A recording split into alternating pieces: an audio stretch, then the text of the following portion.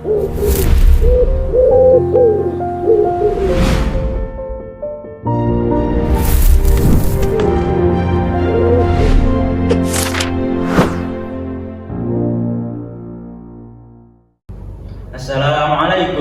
warahmatullahi wabarakatuh.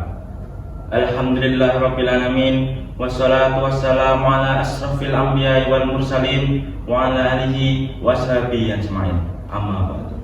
Yang terhormat Bapak Ibu Dewan Juri, yang saya hormati seluruh panitia kegiatan MAPK tahun 2026 serta teman-teman seperjuangan yang berbahagia.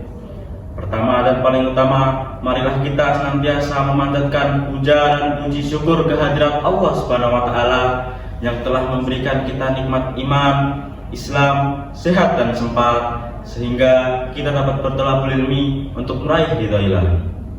Salawat serta salam semoga senantiasa tercurahkan kepada junjungan besar kita Nabi Muhammad SAW yang telah mengajarkan kepada kita untuk menjadi pribadi yang membahagiakan, penuh dengan cinta, kasih dan sayang.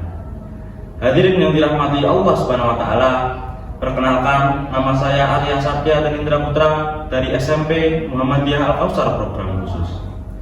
Dalam kesempatan yang mulia ini, izinkanlah saya menyampaikan pidato tentang peran generasi muda dalam mewujudkan perdamaian dunia. Hadirin yang dirahmati Allah Subhanahu wa taala, apa yang terlintas dalam benak kita ketika mendengar kata perdamaian? Sebagian besar mungkin membayangkan dunia tanpa peperangan. Namun, sesungguhnya perdamaian memiliki makna yang jauh lebih luas. Perdamaian berarti kondisi di mana setiap orang hidup dalam rasa aman, saling menghormati, dan berinteraksi secara setara tanpa memandang suku, budaya, bahasa, dan agama. Saat ini, dunia masih dihadapkan dengan berbagai konflik, perang, ujaran kebencian, perundungan, diskriminasi, hingga penyebaran berita bohong masih menjadi ancaman bagi kehidupan manusia. Lalu, apakah generasi muda memiliki peran dalam mewujudkan perdamaian dunia? Jawabannya tentu saja ya, bahkan perubahan besar selalu dimulai dari generasi muda. Hadirin yang dirahmati Allah Subhanahu wa taala, kita memang belum menjadi pemimpin negara atau tokoh dunia. Namun, kita adalah generasi yang kelak akan menentukan arah masa depan bangsa dan dunia. Perdamaian dunia tidak dibangun dalam satu malam. Perdamaian justru tumbuh dari kebiasaan-kebiasaan kecil yang kita lakukan setiap harinya. Dari cara kita berbicara, bersikap, menghargai orang lain, hingga menggunakan media sosial dengan bijaksana. Lalu, apa saja peran yang dapat kita lakukan sebagai generasi muda? Peran yang pertama adalah menghargai perbedaan. Indonesia merupakan negara yang kaya akan suku, ras, agama, atau budaya. Perbedaan bukan alasan untuk saling membenci, tetapi kekuatan yang harus kita jaga bersama. Allah Subhanahu wa taala berfirman dalam Quran surah Al-Hujurat ayat 10, A'udzu billahi minasyaitonir rajim. Bismillahirrahmanirrahim. Innamal mu'minuna ikhwatun fa aslihu baina akhaikum wattaqullaha la'allakum turhamun. Artinya, sungguhnya orang-orang mukmin itu bersaudara. Karena itu, damaikanlah antara kedua saudaramu dan bertakwalah kepada Allah agar kamu mendapatkan rahmat. Ayat ini mengajarkan kepada kita bahwa menjaga persaudaraan dan saling mendamaikan merupakan perintah Allah Subhanahu wa taala. Oleh karena itu, menghargai perbedaan merupakan langkah awal untuk menciptakan perdamaian. Peran yang kedua adalah menghentikan perundungan. Tidak jarang kita menganggap ejekan sebagai hal yang biasa atau sekedar bahan bercanda. Namun, bagi sebagian orang, ucapan tersebut dapat meninggalkan luka yang mendalam dan sulit dilupakan. Perdamaian dunia tidak akan pernah terwujud apabila masih ada teman yang merasa takut, tidak aman, atau enggan datang ke sekolah karena mengalami perundungan.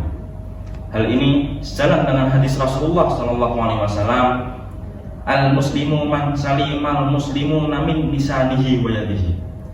Muslim yang baik adalah orang yang tidak menyakiti sama muslim, baik melalui perkataan maupun perbuatannya. Hadis riwayat Bukhari dan Muslim.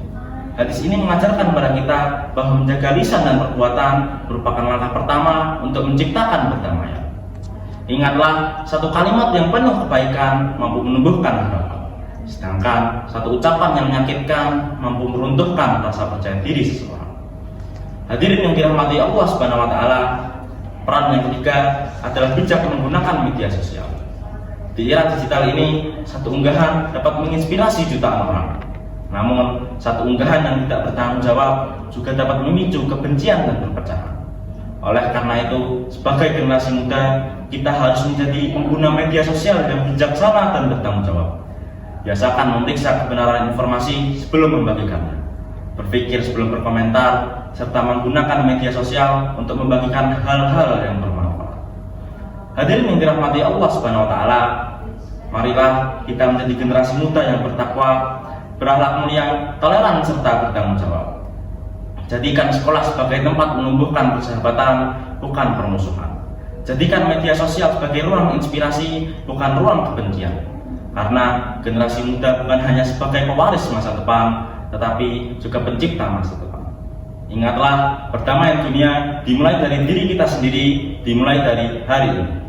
Demikianlah pidato yang dapat saya sampaikan. Semoga setiap kata yang saya ucapkan dapat memberikan manfaat bagi kita semua.